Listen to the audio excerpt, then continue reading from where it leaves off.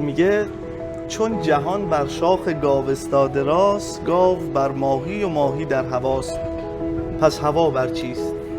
بر هیچ است و بس. این همه هیچ است، این هیچ است و بس. و میگه فکر کن در صنعت آن پادشاه، این همه بر هیچ می‌دارد نگاه. من چی رو میخواستم نگه دارم جز ناب بودن احساسی که داشتم؟ برو.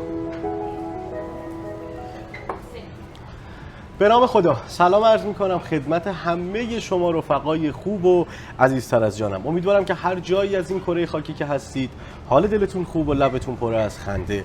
خوش اومدید به اولین قسمت از پروژه علوی تاک و قراره که با همدیگه در این قسمت در این روز پر از باد و طوفانی کنار شما رفقا باشیم و بتونیم با همدیگه توی اولین قسمت شیرجه بزنیم در دل درس ادبیات تا بتونیم با یک آگاهی بیشتر، با یک نگاه متفاوت‌تر نسبت به این درس بتونیم نتیجه متفاوت‌تری رو مال خودمون بکنیم.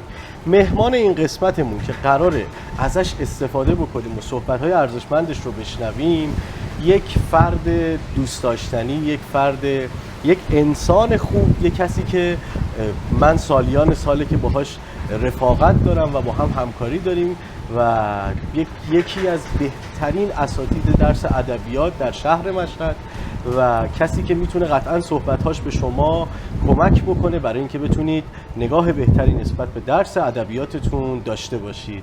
در کنار آقای امیرعلی خان کیفی هستید. خوش اومدید. قربونتون بشم الهی. درود بر همه شما عزیزان. منم به نوبه خودم سلام عرض میکنم و خیلی خوشحالم که اینجا کنار شما هستم. میتونیم با هم یه گفتگویی داشته باشیم و درباره ادبیات صحبت کنیم. ادبیات که واقعا اگر ادبیات و شعر نان زندگی نشه قطعا شراب زندگی است. همیشه لذت برد. باعث افتخاره. خیلی خوش اومدید. آقا بدون مقدمه اولین سوالی که وجود داره، خودتو معرفی کن برای کسایی که تو رو نمیشناسن. خیلی از بچه‌هایی که دارن این محتوا رو نگاه میکنن دانش آموزان خود مدرسه علوی و مدارس علوی هستن که میشناسن تو رو تا حدودی، ولی برای کسایی که تو رو نمیشناسن میتونی یکم از خودت بگی، از سابقه کاری تو، آن چیزی که از امیرعلی میشه شناخت و فهمید. باعث افتخار منه.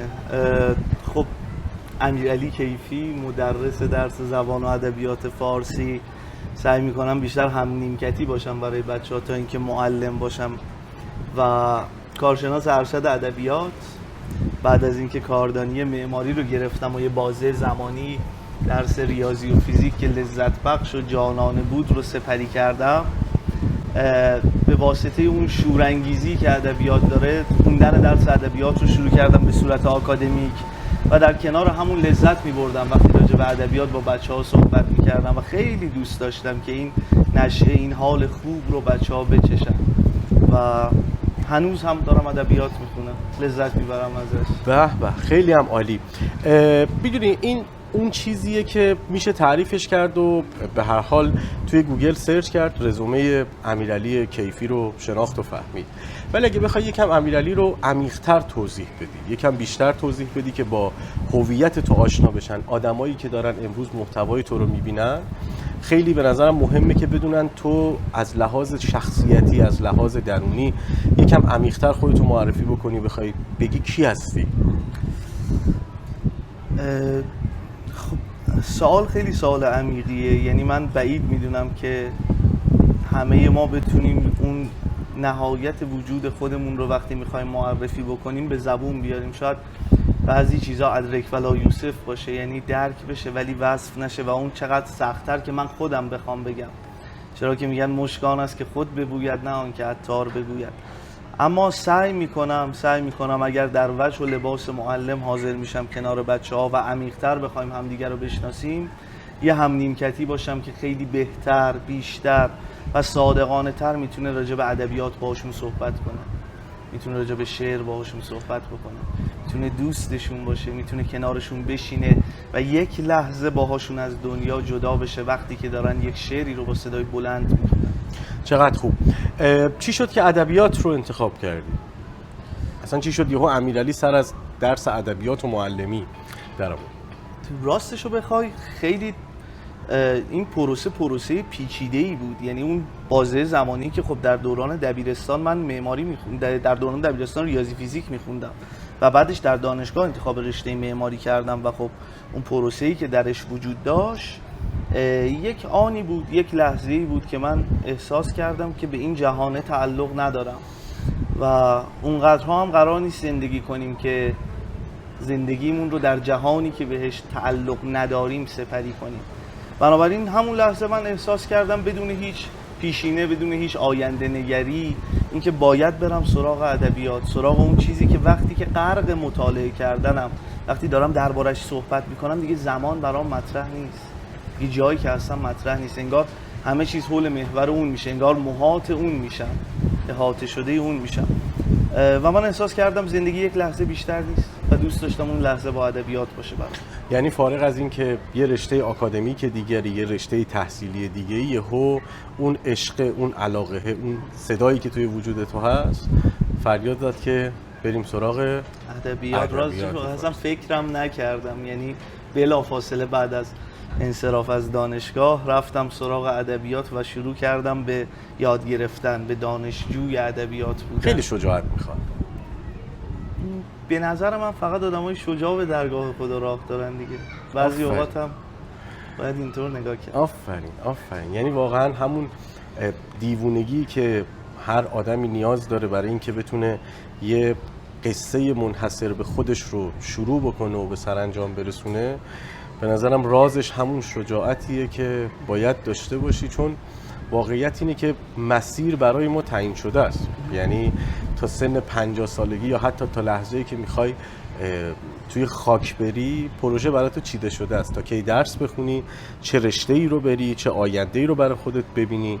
و واقعا من همیشه میگم اون آدمی میتونه توی زندگیش معنا رو بفهمه که بپذیره باید دیوونه باشه. یعنی همین نوجوانایی که امروز باشون روبرویم، یکی از بزرگترین چالشاشون درگیر بودن توی همین چیزایی که از پیش براشون تعیین شده. یعنی مشخص شده که تو باید بری ریاضی، باید بری پزشکی، باید بری رشته تجربی و غیره.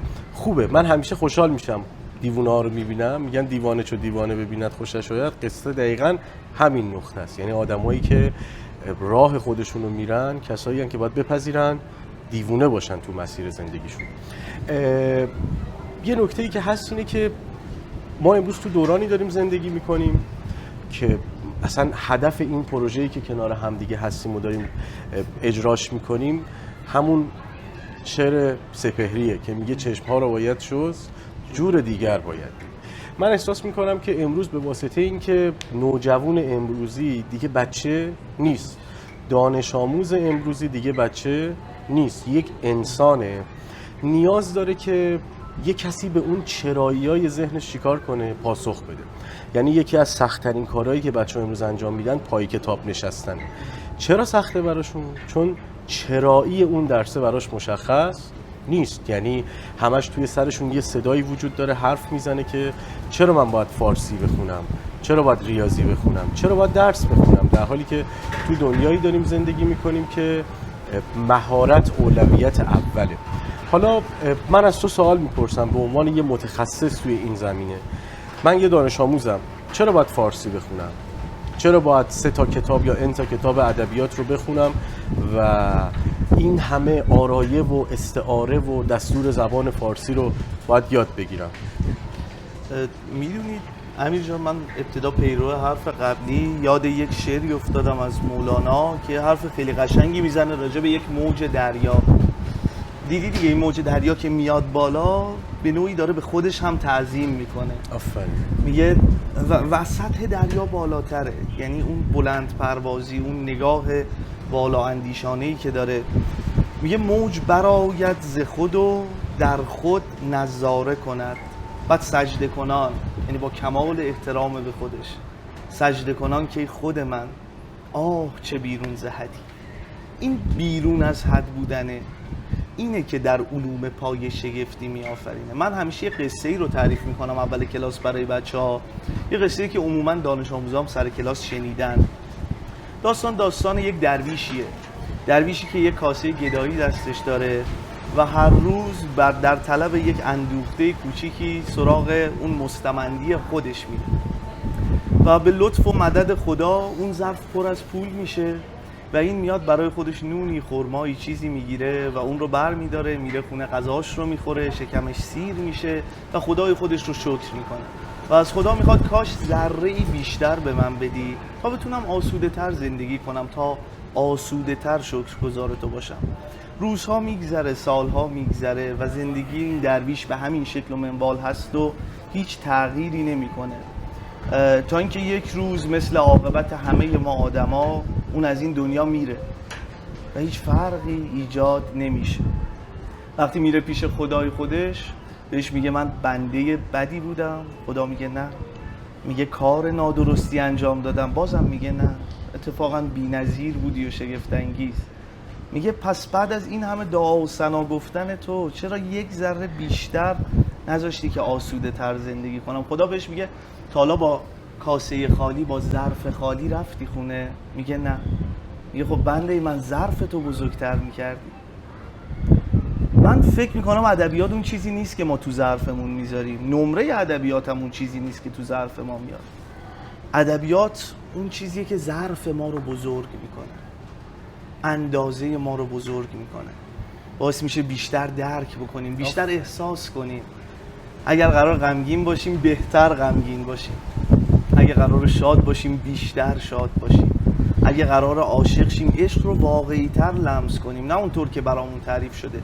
من وقتی راجع به این چرایی ادبیات با بچه‌ها صحبت میکنم صادقانه از صمیم قلبم میگم شاید این آرایه ها، شاید این دستور، شاید تمام اون چیزی که باهاش سر و کار دارید و برای امتحان تلاش میکنید که بتونید نمره خوبی به دست بیارید اندوخته خوبی برای ظرف شما نباشه، اما این درک ادبی، این شهود، این فاهمه، این ظرف شما رو بزرگ میکنه. و وقتی ظرفتون بزرگ میشه و وقتی اونقدر منعطف میشید که خودتون باورتون نمیشه، وقتی میفهمید که جهان رو میشه به شکل دیگه ای دید، میفهمید خودتون چرایی ادبیات رو میفهمید، دیگه لازمه به گفتن نیست. ما به ادبیات وصلیم چون انسانیم، فارغ از مهندس و معلم و دکتر بودن. ما عاطفه داریم و در نهایت زندگیمون یک روز من احساس میکنم سر کلاس وقتی با بچه‌ها صحبت میکنم، یک روز من از این دنیا میرم و آخرین آدمیم که منو یادش بوده از این دنیا میره و انگار من واسه همیشه فراموش میشم. پس احساس میکنم فارغ از چیزی که توی ظرفمه باید یک تجربه، یک اندوخته، یک گنجایش بیشتری رو درک بکنم، باید دنبال یه معنا بگردم و بعید میدونم گنجی بزرگتر از ادبیات وجود داشته باشه. نه صرفا ادبیات فارسی، ادبیات در سراسر جهان، اونطور که بهش پرداخته میشه، اونطور که هر انسانی در پاکترین حالت خودش در منتها الیه رنج و عشق باعث میشه یک شعری باز بکنه یا از سویدای دلش اشک بریزه و یک غزلی بخونه. من فکر میکنم این بهترین چرایی باشه و این گنجه، این اتفاق، این ادبیات یک گنجه و من بعید میدونم گنجی بدون رنج به دست بیاد. بله. و من حس میکنم چرایی ادبیات رنجیه که میخواد تو رو به گنج ارزشمندی برسونه. آفرین. ما اینطور شروع میکنیم توی کلاس، اینطور شروع میکنیم، ما علوم پایه رو این مدلی شروع میکنیم که نه به درد کاربرد امروزمون بخوره، بلکه برای فردای ناشناخته ما دانش و انعطاف خوبی داشته باشیم، ما ظرف بزرگتری داشته باشیم، بتونیم عمیق‌تر به زندگی نگاه بکنیم. کاملا درسته. میدونیم ادبیات، حالا به حال من خودم یک مقدار خیلی کوچیکی سعی میکنم که شعر بخونم، روش فکر بکنم. یعنی وقتی واقعا یکم مثنوی میخونی و حکایت و قصه رو بررسی میکنی، شگفتی اونجاییه که مولانا چجوری مثلا تونست یه همچین درکی رو تبدیل بکنه به یه همچین شعری و به یه همچین زیبایی که کنار هم قرار بده. میدونیم من با بچه‌ها سر کلاس که صحبت میکنم بحث خودشناسی میشه، بحث این میشه که آقا ما دوست داریم راهمون رو پیدا بکنیم، دوست داریم که علاقمون رو پیدا بکنیم، دوست داریم که رسالت و مسیرمون رو پیدا بکنیم. از کجا شروع بکنیم؟ اوکی؟ واقعا من خودم به عنوان یه فرد، یه انسان توی هر حالا سن 30 سالگی، هر عددی که هست، میتونم بگم یکی از آیتمایی که همیشه منو عمیق‌تر میکنه که خودمو با خودم روبرو میکنه یه شعره. حالا این شعر میخواد از حافظ باشه، این شعر میخواد از مولانا باشه، یا حتی یه شخصی که از دوران معاصر، یه فردی که به یه درک و به یه شهودی رسیده و تونسته اون آگاهی رو انتقال بده. ولی متاسفانه میدونی من چالشم دقیقاً تو همین نقطه است. یعنی اون جایی که من خودم رفتم، گشتم، جنگیدم، تلاش کردم تا به این درک رسیدم که شعر فقط 4 تا کلمه که کنار هم قرار میگیرن نیست، یک دریای بی انتهاست، یه فضاییه که هر چقدر توش تو توانمندی شنا کردن داشته باشی میتونی بری و اون گنجه رو مال خودت بکنی و بیشتر دریافت بکنی. ولی اون نقطه اصلی اینی که ما چجوری به یه نوجوانی که من همیشه میگم بچه‌ها از ما جلوترن، این نسل از ما جلوتره، یا یک انسانی که در سن 14-15 سالگیه اون هویت و لوح درونیش پاکتره، کمتر دروغ گفته، کمتر هزاران کار منفی دیگه ای رو انجام داده که میتونه به اون خود برتر خودش وصل بشه، نزدیک بشه و ارتباط بگیره. شعر یه آیتم کمک کننده است، ولی چجوری میشه به این نوجوانی که امروز پای کتاب ادبیات نشسته با یه سری درسایی روبرو میشه که فهمی ازش نداره، درکی ازش نداره، میگه چرا باید بدونم که مولانا کی به دنیا اومده یا کی از این دنیا رفته؟ اوکی؟ چون اینا همه کنار هم میشه کتاب ادبیات فارسی.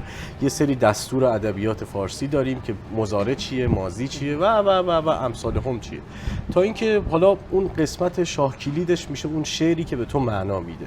چرا من باید دستور ادبیات فارسی بدونم؟ چرا باید بدونم که تاریخ ادبیات مثلا مولانا چند تا کتاب داشته؟ سوال دیگه من از تو دارم به عنوان یک کننده توی این کار میپرسم، چه دستاوردی برای من انسان داره دونستن این همه اطلاعاتی که شاید کاربردی نداشته باشه ولی کن ممکنه اثرگذار باشه؟ میدونی یک سری از اطلاعاتی که واقعا وجود داره، خب بیا این رو هم بپذیریم که ما داریم درباره کتاب‌هایی صحبت می‌کنیم که تألیف آموزش و پرورش، آفرین، و شاید این کتاب‌ها اصلاً برای فرزند زمانه طراحی و نوشته نشده باشه. اما اگر صرفاً بخوام دلگرم کننده یک توضیحی بدم، خب ما تا زمانی که اون دفترچه راهنما رو نخونیم از کجا میدونیم جهانی وجود داره که اگر درش قدم بذاریم ممکنه دیدمون به دنیا عوض بشه؟ شاید گاهی تاریخ ادبیات برای ما، یعنی من سعی میکنم اینطوری با بچه‌ها صحبت کنم، تاریخ ادبیات برای ما اندیشه‌ای است خب که ما در جهان دیگری برای خودمون داشتیم اما هنوز اون بهمون یادآوری نشده. به نظر من اون تاریخ ادبیات درهای ورودی برای کشف جهانهای جدیده. خب من احساس میکنم اگر این مدلی بهش نگاه بکنیم شاید این راه ورود قشنگتر بشه. ولی منطقیه که یه جاهایش واقعا داریم یه سری اطلاعاتی رو دریافت میکنیم که شاید همون چیزی که تو گفتی دیگه، کتاب امروز، کتاب ادبیات امروز فقط این فضای طوفانی الانی که داخلش هستیم و دیگه بسپاریم به طبیعت و اینکه برامون مقدور کرده که اینجا باشیم و تو این حالت اینو ضبط کنیم. برای همین اگر صدای جاهای داخلش باد میاد و یه سری چیزا به ما ببخشید این موضوع رو. میدونیم دقیقاً همین چیزی که گفتی، من میخوام به دانش آموز آگاهی بدم. ما میخوایم این کارو بکنیم که اصلا تشخیص بده. اولا ادبیات همه چی اون تعداد و ارقام و کتابا نیست. تو نمیتونی این دوتا رو کنار هم بذاری. یه جاهایی هم اجباره، یه جاهایی هم به واسطه تفکرات دولت، ساختار، حاکمیت تو یه سری کتاب رو باید بخونی، یه سری چیزا رو باید باش کنار بیای، چون هیچ وقت من اعتقاد شخصیم اینه ها، من و تو دوست نداریم الان توی این باد، توی این طوفان این محتوا رو ضبط بکنیم. اوکی، ایدئالمون این بود که همه چی خیلی ثابت و ساکن بود که میتونستیم با یه کیفیت بالاتر این کار رو انجام بدیم، ولی یه جاهایی مجبوریم این کارو بکنیم، یه جاهایی مجبوریم که کتابی رو بخونیم، فضایی رو تجربه بکنیم که ایدئالمون نیست. کتاب ادبیات ایدئال امیرعلی کیفی یا من امیررضا شاید این بود که فقط اشعار منتخب حافظ و مولانا و سعدی و یا یه سری چیزهای منتخب باشه، در حالی که همچین چیزی وجود نداره. ولی این خیلی اشتباهه. این خیلی اشتباهه که یه نوجوان امروز اون عدد و ارقاما رو، اون حس منفی نسبت به یاد گرفتن یه سری چیزایی که شاید کاربردی نداره رو بذاره پای درس ادبیات فارسی، بذاره پای چیزی که میتونه بهش کمک بکنه که معنا رو بهتر درک بکنه. چون جهان فردا، جهان امروز جهانیه که اگر تو معنا رو پیدا نکنی گم میشی. یعنی توی این همه رنگ، توی این همه طعم، توی این همه شکل، توی این همه حرف، توی این همه دیتا، اگه نتونی راه خودتو پیدا بکنی گم میشی. یکی از ابزارهایی که در طی این بازه چند ساله آموزشی میتونه به تو کمک بکنه چیه؟ ادبیات فارسیه. ولی خیلی آیتم اثر گذاره. از کتابی که میتونه جذابیت بیشتری داشته باشه، از معلمی که میتونه به من جذابیت هاش رو نشون بده. ببین ما داریم با تو نوجوان صحبت میکنیم، میگیم آقا پذیرفتیم که یک سری از بخشای این کتاب شاید اون جذابیتی که باید رو نداشته باشه، ولی تو نمیتونی بگی کل ادبیات بده، نمیتونی بگی چرا من دارم اینا رو درس میخونم. یعنی تو باید به ذهنت، چون همه چی میپرسه چرا این کار، چرا اون کار، چرا این یه جواب ارزشمند باید بهش بدی برای اینکه بتونم به خودم کمک بکنم. یه جمله به من بگو، برای اینکه نه به من ها، به اون دانش آموزی که، به اون نوجوانی که و به اون انسانی که داره این ویدیو رو نگاه میکنه، شب امتحان ذهنش سوال میپرسه چرا ادبیات؟ چه جوابی بهش میدی؟ چه نکته‌ای رو بهش میگی؟ مثلا من دانش آموز که ازم میپرسه، میگه آقای مقبلی چرا باید درس بخونم؟ میگم میدونم خیلی از کتابات به درد نمیخوره، ولی چه چیزی ارزشمندتر از شخصیتت؟ چه جوابی بالاتر از این که این نمره درست بیانگر تو نیست، درسته که همه چیه تو رو تعریف نمیکنه، ولی بالاخره تو با این نمره یه جاهای قضاوت میشی. پس چقدر خوب که من امیررضا نذارم یه نمره بخواد به من صفت منفی بچسبونه. حالا تو چه چیزی بهش میگی، به اون نوجوانی که پای کتاب فارسی نشسته حرف میزنه، صدای حرف، چرا ادبیات؟ به چه دردت میخوره؟ چرا باید ناری؟ این چرت و پرتا چیه که من دارم میخونم؟ چه چیزی بهش میگی که بتونه جواب منطقی تری به خودش بده؟ فارغ از تمام این صحبتایی که درباره چرایی ادبیات و زیباییش و کارهایی که باید انجام بدیم، اگر بخوام نکته‌ای رو اضافه بکنم، همه ما میدونیم یک سری مراحل هست که باید بگذرونیمش و گاهم برای ساختن اون تصویری که توی ذهنمون از خودمون داریم باید زخم به زخم این رو بسازیم و این زخم به زخم ساختنه گاهی شاید مطلوب حال ما نباشه، مطابق اون وجه نادرست کتاب درسیشون میگم اما به هر حال بعضی چیزها تراشیه که من روی مجسمه خودم میذارم. یک حرفی رو من مدام به بچه‌ها میزنم و بهشون میگم ما یک مجسمه ایم که در هر سنی یک ابزاری برای تراشیدن و زیبایی بخشی به این مجسمه داریم. ابزاری که شما در سن 15, 16, 17 سالگی دارید رو هیچ وقت نمیتونید با آگاهی که در سن 30 سالگی دارید به دست بیارید و داشته باشید. پس از اون ابزاری که دارید نهایت استفاده رو ببرید. چرا؟ چون وقتی 30 سالتون میشه و انسان موفقی هستید که مسیر خودش رو به شگفتی گذرونده و داره پیش میره، متوجه اون نقص‌ها و جزئیات خودش میشه، متوجه اون جاهایی میشه که یک روزی باید یک جایی تلاش میکرد، نه فقط برای دستاورد، به خاطر اندازه خودش، به خاطر اینکه ببینه چقدر.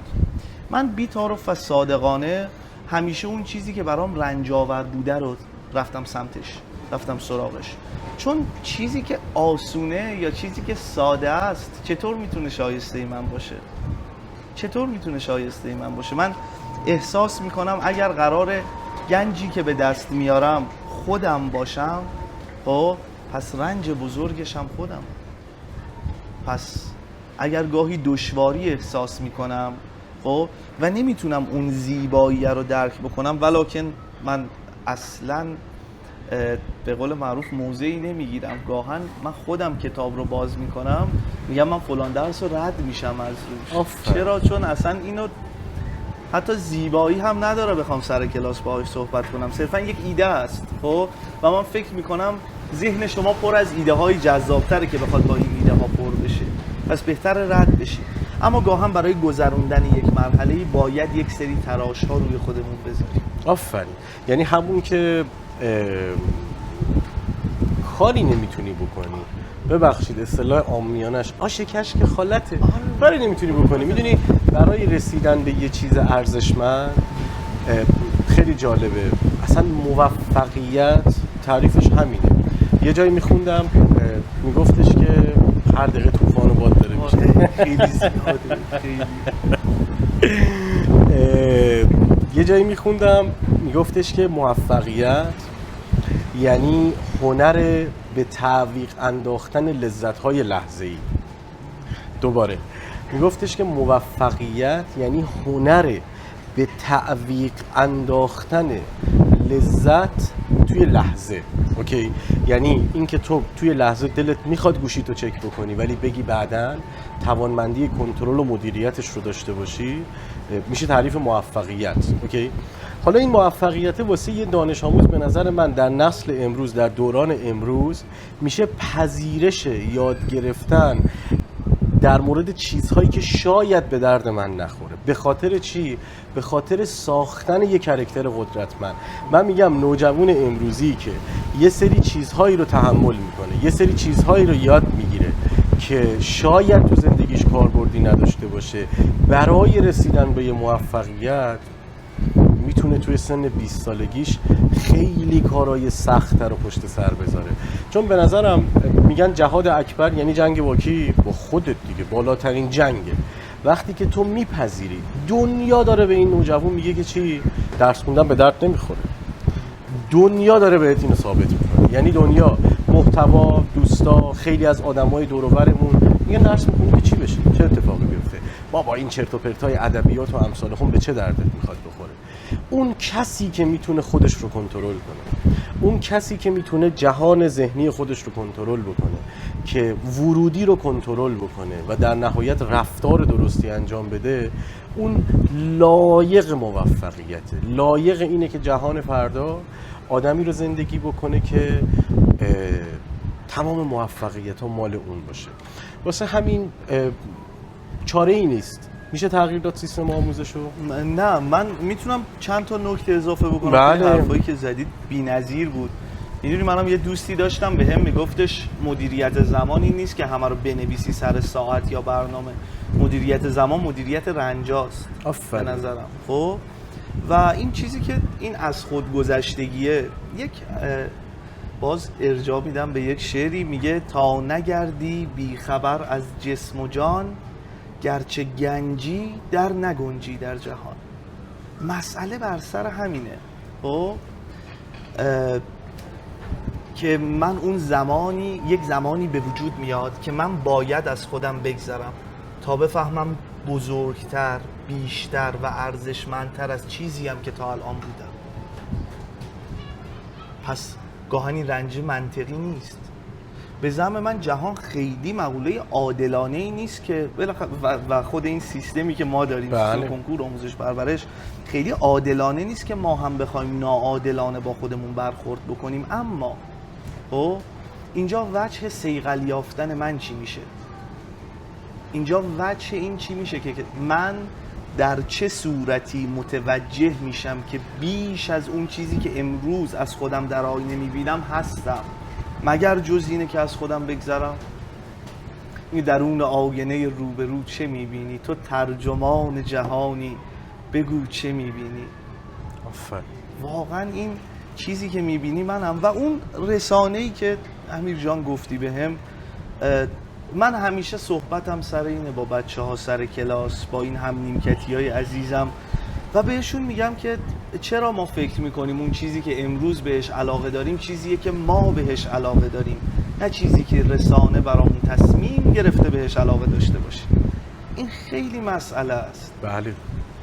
کی میخوایم بفهمیم واقعا ما به چی علاقه داریم؟ دقیقاً همین. این تصویر ذهنی دبیرستان منم همین بودم.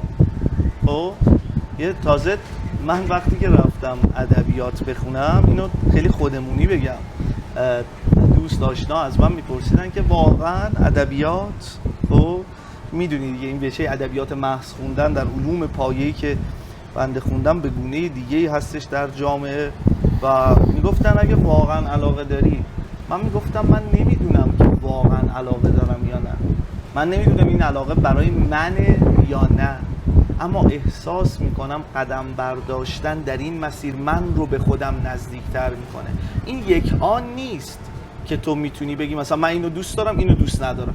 نه، این یه آن نیست، باید رفت، باید پله پله تربیتش کرد، و باید پله پله این درون رو تربیت کرد و گاهن هم سخته. بله، حرکت نکردن چی برات داره؟ هیچی. یعنی من اگر بخوام یکی از، حالا میشه آدم تو زندگیش تجربه میکنه، درک میکنه، کشف میکنه که به یه سری چیزا میرسه، من اعتقادم اینه حرکت کردن حتی به خطا، حتی به غلط، بهتر از واسطادنه. میدونی چرا؟ چون که بزرگترین دروغی که به من و تو به عنوان یه نفر آدم گفتن از بد و تولد، میدونی چیه؟ فردا. کدوم فردا؟ چون تو فکر میکنی فردایی هست، میگی حالا بذار امروز یکم استراحت کنم، نکنه فردا اون خطای اتفاق بیفته. وقتی که جهان تو متمرکز میکنی، وقتی به این درک میرسی که زندگی چیزی جز امروز و الان و همین الان نیست، اون موقع میگی پس بذار تجربه کنم، اون موقع میگی پس بذار برم ببینم چه خبره. درست و غلط رو کی مشخص میکنه؟ هیچ کس. وقتی من امیرعلی رفتم ادبیات، درست و غلط رو کی مشخص میکرد؟ هیچ کس جز خود من، تجربه من.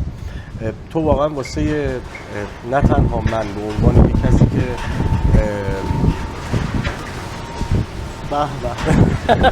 من بین حرفت میام چون میدونم مولانا رو دوست داری، واسه این حرفی که فردایی وجود نداره، هر زمان نو میشود دنیا و ما بی خبر از نو شدن اندر بقا، پس تو را هر لحظه مرگ و رجعتی است. مصطفی فرمود دنیا ساعتی است، آزمودم مرگ من در زندگی است، چون رهیز این زندگی پایندگی است.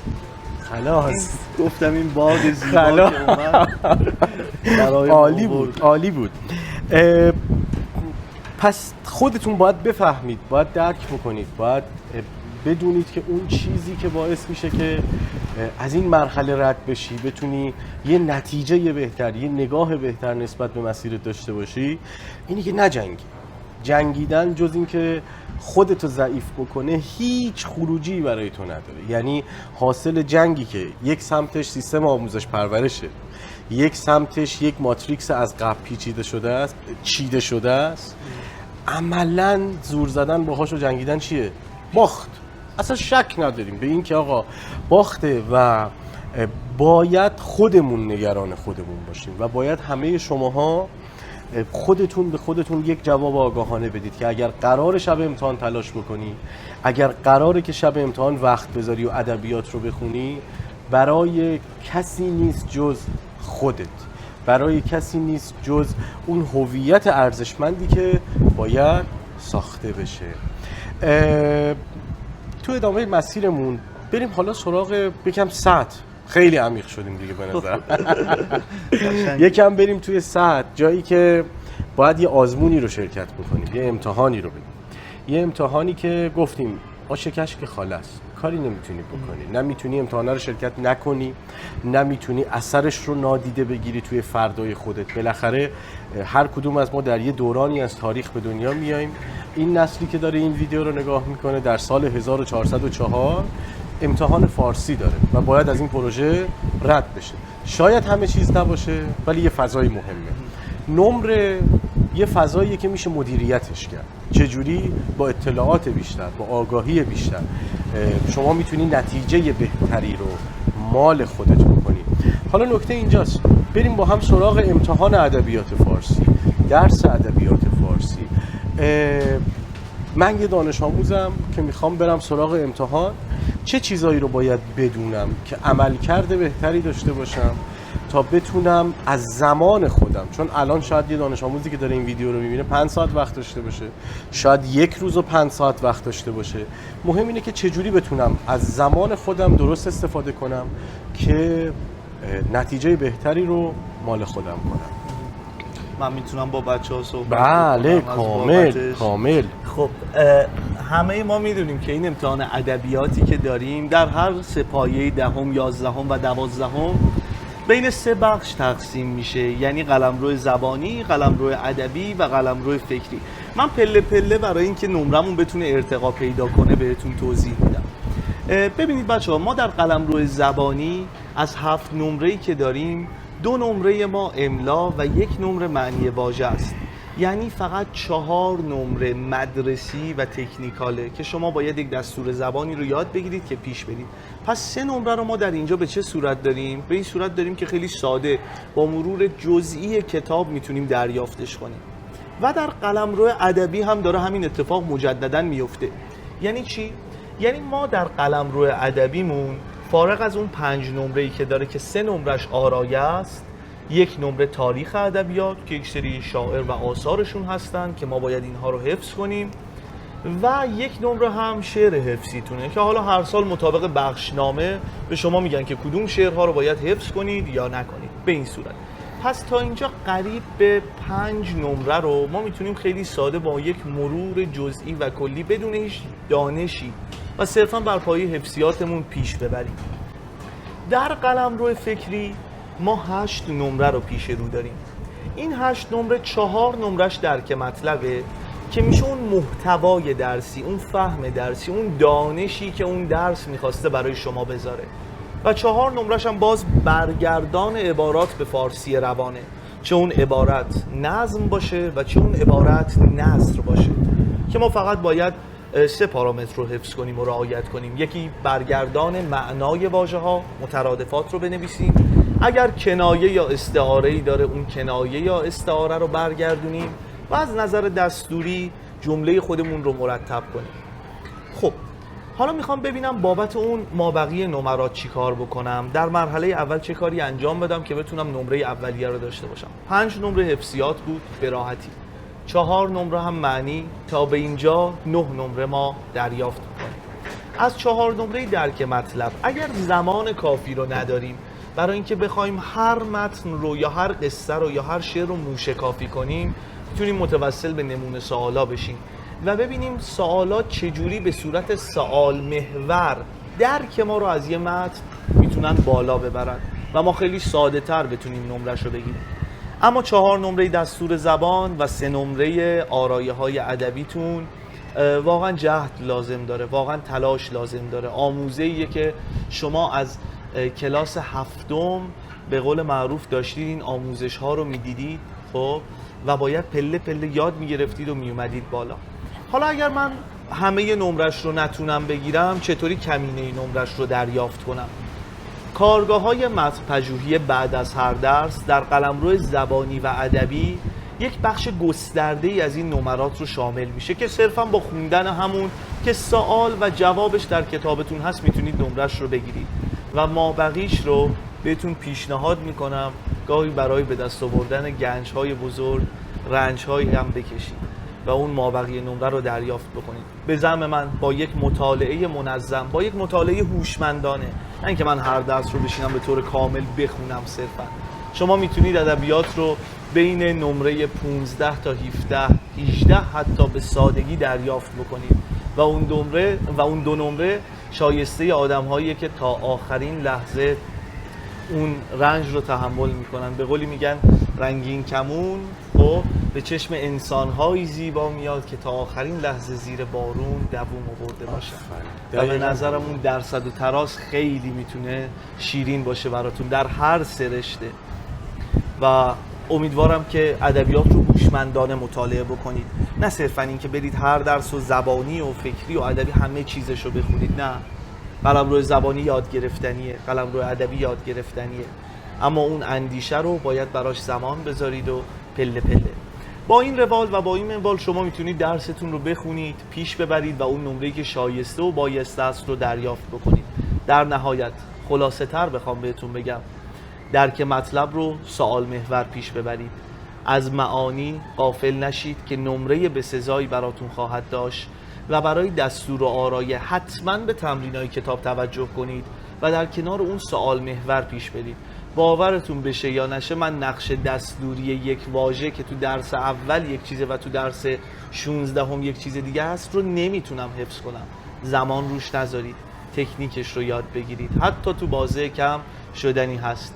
بهترین ها رو برای امتحانتون آرزو میکنم و یقین دارم بهترین نتیجه رو میگیرید، چون فردای اون آزمون شما مرحله جدیدی در زندگی رو تجربه میکنید با یک انگیزه بهتر، اتفاقات بهتر و فردای روشن‌تر و زیباتر. دم شما گرم، عالی بود. آقا ما یه محتوایی رو هم توی علوی آماده کردیم دیگه، یه محتوای جمع‌بندی که خودت زحمتش رو کشیدی و این محتوا رو آماده کردی. دیدن همون محتوا چند نمره میتونه به من دانش آموز کمک بکنه؟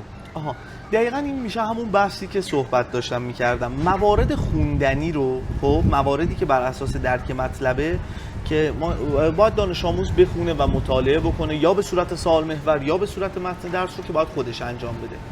ما در ویدیوهای علوی جنگیدیم برای همون 7 نمره‌ای که به سختی به دست میاد، هم در نیم سال اول و هم در این نیم سال دوم که حل نمونه سوال بوده. همون نمره‌ای که باید با تکنیک به دست بیاریم، همون نمره‌ای که برای هر دانش آموزی که اگر ساعت‌ها هم یک درسی رو خونده باشه ممکنه غلط جواب بده. ما سعی کردیم توی این ویدیوهای چند ساعته که بارگذاری شدن راجع به همونها صحبت بکنیم و من بین حرفام توی ویدیو برای اینکه مثلا اینجا که دارم پاک میکنم محتوایی که نوشتم دارم صفحه رو عوض میکنم، راجع به درک مطلبان صحبت میکنم. من فکر میکنم دیدن ویدیو خالی از لطف نباشه و حداقل بچه‌ها میتونن ببینن و شاهد قصه باشن که چندین و چند نمره از موارد آرایه‌ای که حل کردیم، موارد دستوری که حل کردیم مشابه و عیناً در امتحانشون خواهد اومد. خیلی هم عالی. آقا من نمیخوام بیفتم، فقط میخوام 10 بگیرم.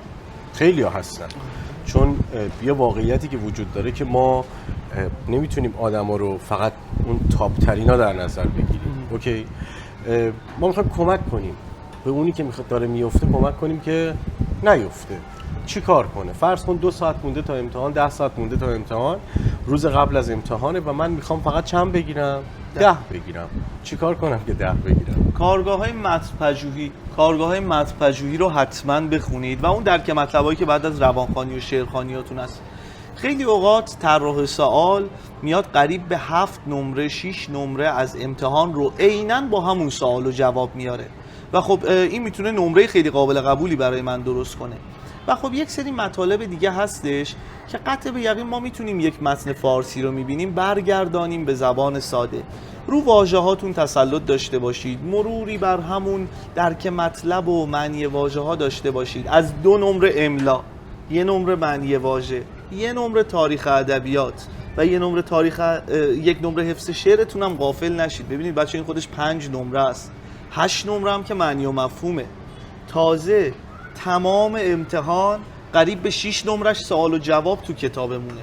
پس من فکر میکنم اگر با خوندن اینها بتونیم در زمان خودمون صرفه جویی بکنیم، اون نمره قابل قبول رو میتونیم دریافت بکنیم و ادبیات برامون یک چالش بزرگ دست نیافتنی نباشه، بلکه یک مطالعه هوشمندانه باشه برای یک هدف مشخص.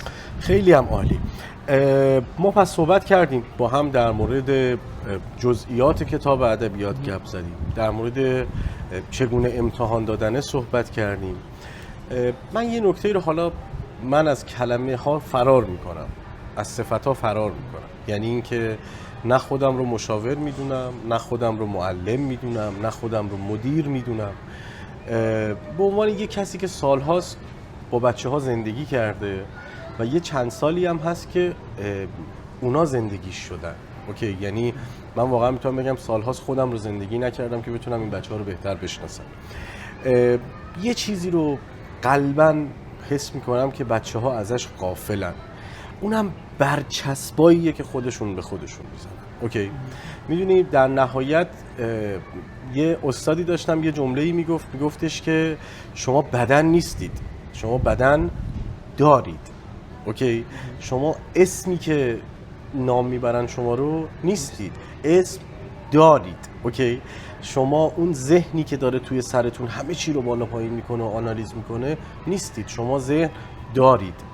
یه چیزی رو میخوام بهتون بگم، اونم اینه که شما اون صفت‌هایی که به خودتون چسبوندید نیستید، شما یه هویت ارزشمندی. میدونی من همیشه میگم هنر یه آدم اینه که به خودش الکی برچسب نچسبونه.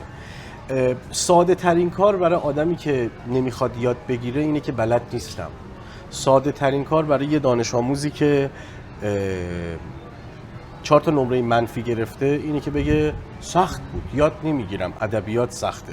حالا حرفای من و تو اثرگذاره دیگه، حرفای من و تو اینقدر اتفاق خوبی بوده که یه بچه الان بلند شه، یه نوجوان، یه دانش آموز بره کتاب ادبیاتو برداره و شروع کنه به خوندن. ولی یه نکته است، پای کتاب که قرار میگیره تازه با کی روبرو میشه؟ با خودش و برچسب‌هایی که به خودش چسبونده. غافل از این که ما غافلیم از این که یه بخش عظیمی از دلایل حرکت نکردنمون اینی که هی برمیگردیم به آدمی که بودیم نگاه میکنیم، در حالی که همون جمله‌ای که تو گفتی، شعری که تو گفتی که هر لحظه یه فرصت جدیده، هر روز یه آدم جدید رو میخواد که بسازه. این نکته خیلی طلاییه، این نکته واقعا حتی به منی که توی زندگیم، نه فقط منو، برای همه آدمو واقعا اتفاق ارزشمندیه.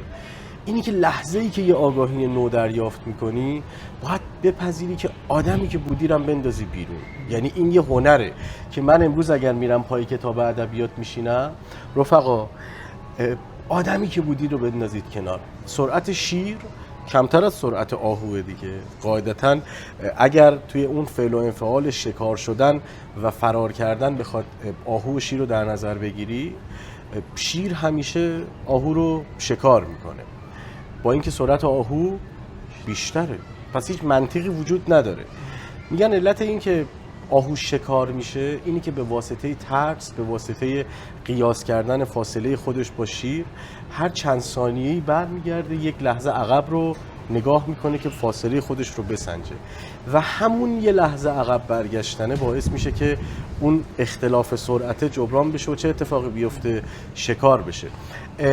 حکمت بچه هامون اینه که هی برمیگردن گذشتهشون رو نگاه میکنن و این گذشته رو نگاه کردن چیزی جز این که بخواد منو عقب بندازه از آدمی که الان هستم، از فرصتی که دارم، آگاهی که تو به بچه دادی، به اون آگاهی که تو به این نوجوان دادی، من میگم گرون نیست، خیلی گرونه، قیمت نداره. چرا؟ چون تو بهاشو چی دادی؟ عمرتو دادی، جوونی تو دادی. حالا داری میگی آقا جون گوش بده این نکته رو، درک بکن، به جونت بشینه. ولی تا زمانی که خودت رو نبخشی هیچ تغییری اتفاق نمیفته.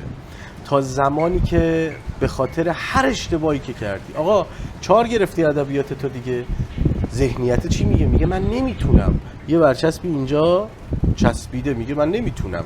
تا اون برداشته نشه چیزی تغییر نمیکنه. یعنی یه سدی وجود داره بعد از این مرحله صحبتایی که ما کردیم که منم و کی؟ خودم. کجام؟ پای کتاب. حالا برچسبای قبلیمو باید باش روبرو بشم. تو نمیتونی، سخته، کی ادبیاتو 20 گرفته، من ضعیفم، من حفظیم خوب نیست، من فلان موضوع خوب نیست، در حالی که تو امروز یه آدم چی هستی؟ جدیدی. چون یه نور وارد وجود تو شده و میتونه همه سیاهی ها، میگن جایی که نور باشه سایه معنایی نداره. و رفقا لطفاً به این موضوع دقت بکنید که هر کسی که بودی رو بردار بنداز دور و یه فرصت جدید بده به خودت. برای کی؟ برای خودت ساختن یه آدم جدیدتر. از این مرحله رد شیم، یکم با هم بریم توی فضایی که شاید من حس میکنم که بچه ها، نمیگم بچه، این آدمایی که اینجا، من همیشه یه جمله رو میگم توی محتوای اینستاگرام، توی پادکست ها، توی جلسات هم، توی صحبت ها، همیشه این جمله رو میگم. اگر میدونستیم که قرار یه روزی با این نوجوان 17-18 ساله 10 سال دیگه توی سن 26-7 سالگیش روبرو بشیم و اون آدمی که اون روز میبینیم وابسته به حرفیه که ما امروز میزنیم، به آگاهیه که امروز ما بهش میدیم. قطعا توی رفتارمون سعی میکردیم که جور دیگری نگاه بکنیم و برخورد بکنیم، چون نوجوانا دنبال یه الهام میگردن، دنبال یه الگو میگردن. یکی از ویژگی یه نوجوان اینه که تو زندگیش دنبال قهرمان میگرده. درست شد؟ وقتی قهرمان پدره، وقتی قهرمان مادره، وقتی قهرمان تویی، وقتی قهرمان معلم، مشاور، دوسته و اون دوست یا اون آدم آگاهی نداشته باشه، میتونه یک قهرمان خالی و پوچ باشه. میدونی اصلا داشتم چند وقت پیش با آقای بلوچ‌زاده صحبت میکردم، گفتم که آقا ما تو مجموعمون توی علوی آدمایی رو داریم که قصه های قشنگی دارن، آدمایی که قصه هاشون شنیدنیه برای این نوجوانا و اینکه استفاده نکنیم از این آدم ها و قصه هاشون رو نشنویم، به نظر من ظلم کردن یک در حق خودمونه که توانمندیمون رو نشون ندیم. دو اینکه به دانش آموزا واقعا اون فرصت رو ندادیم برای اینکه بتونه یه نور خوب رو پیدا کنه توی زندگیش. یه سوال ازت دارم که این سوال کاملا برمیگرده به بعد شخصی خودت. اوکی؟ هر آدمی تو زندگیش بالا و پایین زیاد داره، یعنی نه هیچ کسی همیشه صعوده، نه هیچ کسی همیشه تو نقطه سقوطه. اگر بریم سراغ زندگی امیرعلی، اگر بریم توی قصه امیرعلی، توی اون نقطه‌ای که احساس میکرد که هیچ چیزی سر جای خودش نیست. میدونی چرا اینو میپرسم؟ چون امروز خیلی از نوجوانایی که همین الان دارن این ویدیو رو نگاه میکنن، هزاران چالش توی زندگی خودشون دارن که فارغ از نمره و امتحان و ادبیات و درک و درس و اینجور داستان هست. یکی ممکنه که توی همین لحظه یه عزیزی رو از دست داده باشه، یه کسی ممکنه توی همین لحظه یه دعوا و جنگی رو توی زندگی خودش تجربه کرده باشه، پارتنر احساسیش رو از دست داده باشه. به هر حال هزاران اتفاقیه که برای نسل امروز چیز جدید و عجیبی نیست. خیلی مهمه که توی این لحظه بتونه آگاهانه رفتار بکنه، دردش رو درک بکنه برای تصمیم بهتر. اگه بخوای بری سراغ زندگی امیرعلی کیفی، اون بخشی از زندگیش که یه نقطه عطف بود که میتونست تصمیم احساسی بگیره ولی آگاهانه نگاه کرد و دردش رو درک کرد، کجا بود و چی تونست بهت کمک بکنه که از اون مرحله رد بشی؟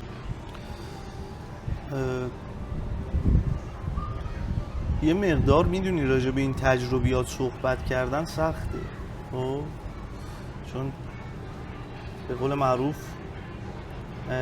رنج کشیده رو متوجه میشه و این مدل صحبت کردن درباره همچین تجربیاتی مقداری واقعا دشواره. اما خب من با این سوگ در زمانی که فکر میکنم سوم دبیرستان رو داشتم به پایان میگذروندم و آماده میشدم برای پیش دانشگاهی، با این سوگ به شکل جدی آشنا شدم و خب بعضی چیزا هم جبره دیگه.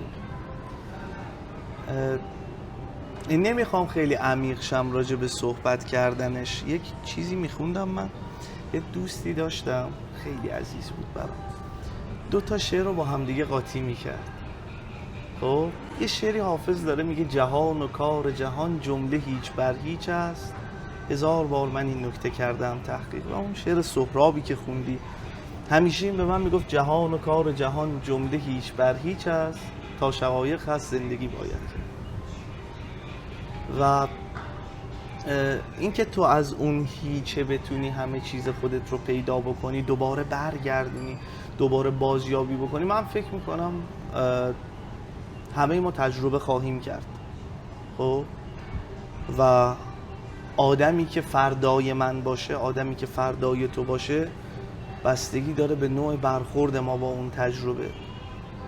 و به نظر من همه ما باید پایه‌های قوی داشته باشیم برای روزهایی که طوفان خیلی سخت، خیلی سخت. اینکه بتونیم خودمون رو دوباره جمع و جور بکنیم، اون که برگردیم، اینکه بدونیم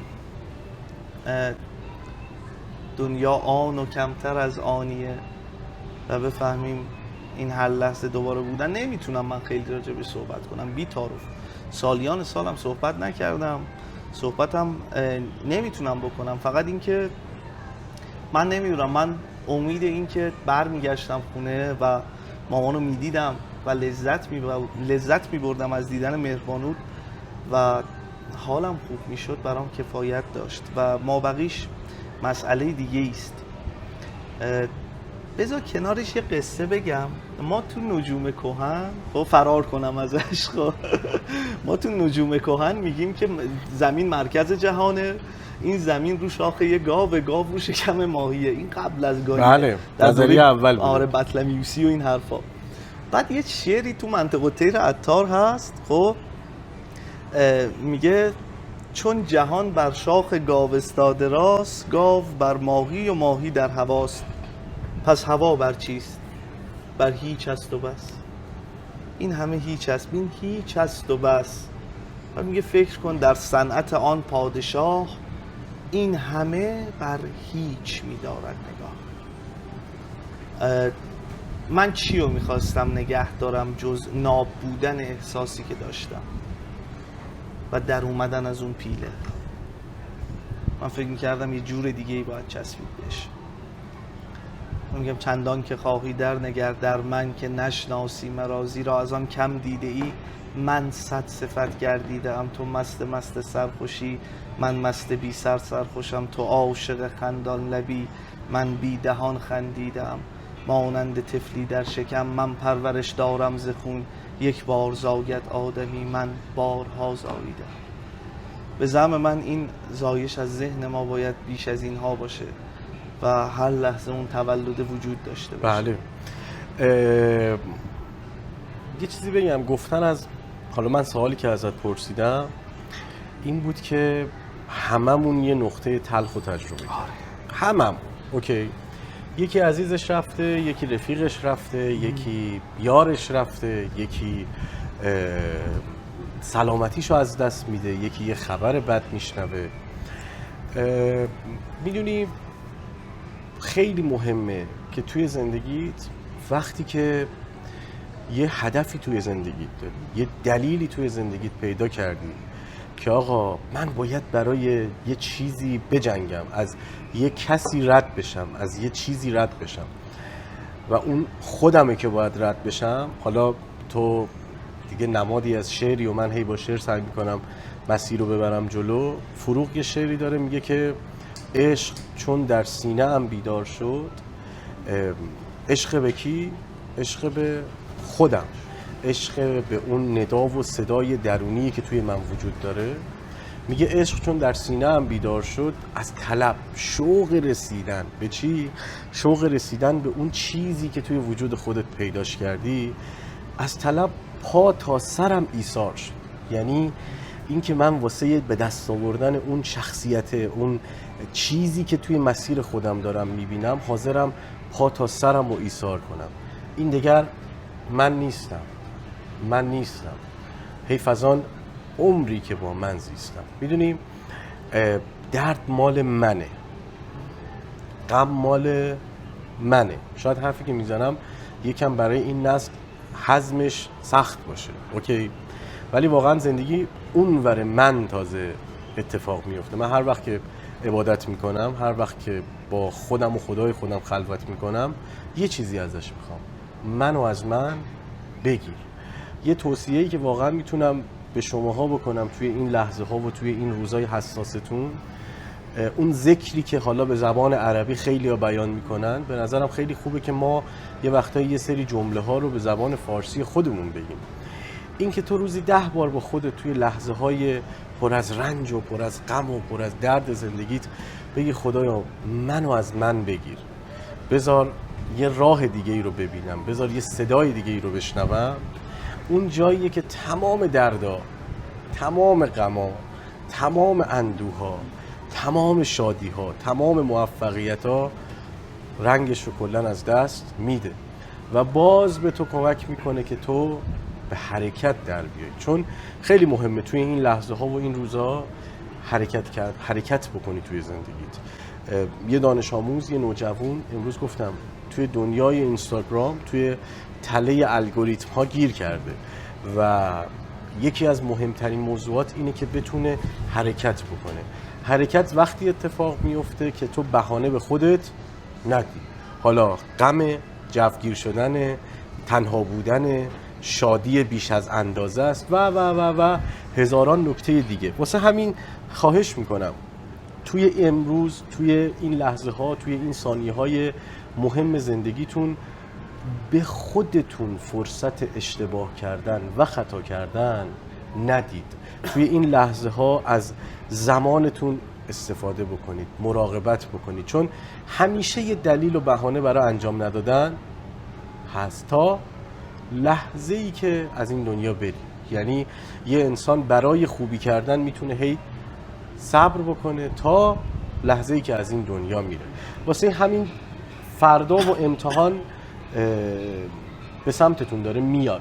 شما برای آزمون آماده نمیشید، شما به سمت امتحان نمیرید، بلکه امتحانه که داره به سمت شما میره. خب آقا، بعد آنتراکت چند دقیقه‌ای و بعد از یک طوفان عجیب، قشنگی طبیعت به همینه، واقعا قشنگیش به همینه و قشنگتر اینه که تو هر حالی ادامه بدی و ببری کار رو انجام بدی. رسیدیم به آخر مسیرمون و آخر صحبتی که داشتیم. ما تا اینجا در مورد ادبیات حرف زدیم، در مورد امتحان حرف زدیم، آن چیزی که میتونه به بچه‌ها آگاهی بده که بتونن یک نگاه متفاوت‌تر نسبت به ادبیات و مسیرشون داشته باشن رو بررسی کردیم، گپ زدیم. جمله آخر، جمله پایانی که میخوای به این نوجوانی که شاید قراره که توی این یکی دو روز یا این چند ساعت باقی مانده با خودش روبرو بشه و اون چیزی که میتونه بهش کمک بکنه و اثر بذاره رو بشنوه، چی بهش میگی؟ من میذارم شیخ اجل حضرت سعدی حرف بزنه که میگه به راه بادیه رفتن به از نشستن باطل، و اگر مراد نیابم به قدر وسع بکوشم.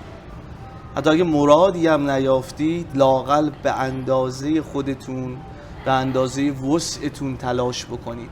تلاش بکنید اندازه خودتون رو بدونید تا بتونید اون اندازه رو رد کنید. تلاش کنید اندازه خودتون رو بدونید تا بتونید اون رو ردش کنید و قطعا مسیرتون پر از مهر، درخشش، سبزینه و پر از مانایی و سرشار از نور خواهد بود.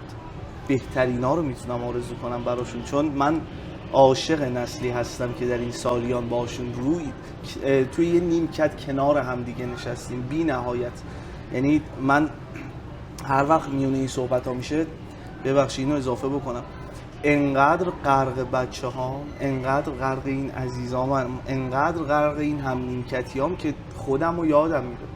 اصلا من فراموش میکنم که چی جوری باید از خودم حرف بزنم، بگم من کیم. دمت گرم، دمت گرم. مرسی که زمان گذاشتی، وقت گذاشتی. مرسی از شماهایی که انرژی گذاشتید. امیدوارم که این صحبت‌ها به دردتون خورده باشه. امیدوارم که بهتون کمک کرده باشه که تونسته باشید یک نگاه متفاوت‌تر نسبت به مسیرتون داشته باشید. علوی فقط یه مجموعه نیست، یه خانواده است. یعنی واقعا من به عنوان یه عضو خیلی کوچیک تو این سیستم همه تلاشم اینه که یه فضایی رو بسازم و بسازیم کنار هم دیگه که یه نقطه امن باشه، نه فقط برای من و تو که داریم اونجا کار میکنیم و فعالیت میکنیم، بلکه برای همه این دانش آموزایی که دارن توی اون فضا یه بخش عظیمی از تایمشون رو میذارن و زندگی میکنن. دمت گرم، مرسی، ممنونم از همتون. تا قسمت بعدی خسته نباشید بهتون میگم. ارادت. مرسی، ممنونم.